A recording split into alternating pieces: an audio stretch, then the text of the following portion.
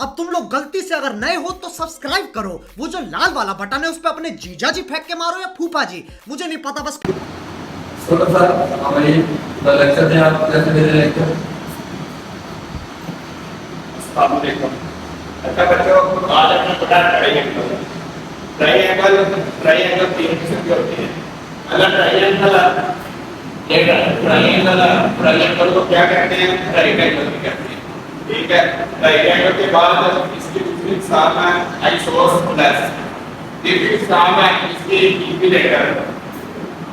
और अभी तो रुको, क्लाइमैक्स अभी बाकी। Equilateral triangle.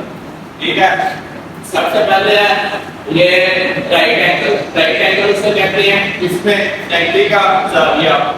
ठीक है, तो उसके बाद ये है इसका फार्मूला है इंटेग्रल ए परपेंडिकुलर ओवर बेस।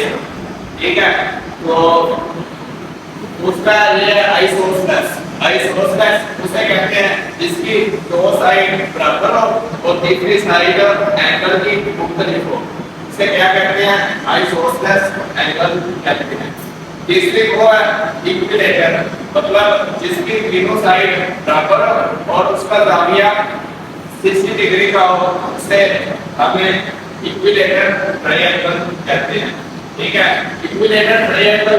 दूसरी बात ये है जो ये परपेंडिकुलर है ना, परपेंडिकुलर और बेस और एपोटेनस, राइट एंगल के जो मुखालिफ है ना, इसे हम कहते हैं एपोटेनस।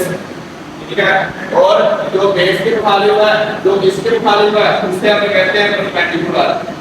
और 90 डिग्री का ज़ाविया वो है जो बिल्कुल सीधा हो, मतलब राइट डिग्री 90 डिग्री का ज़ाविया, मतलब जैसे ये बनाया होता है ना, ये होता है तो कोई भी उठा ले ऐसे का आगे, मतलब ये आ जाए, ये क्या है? 90 डिग्री का ज़ाविया। ठीक है, शाबाश।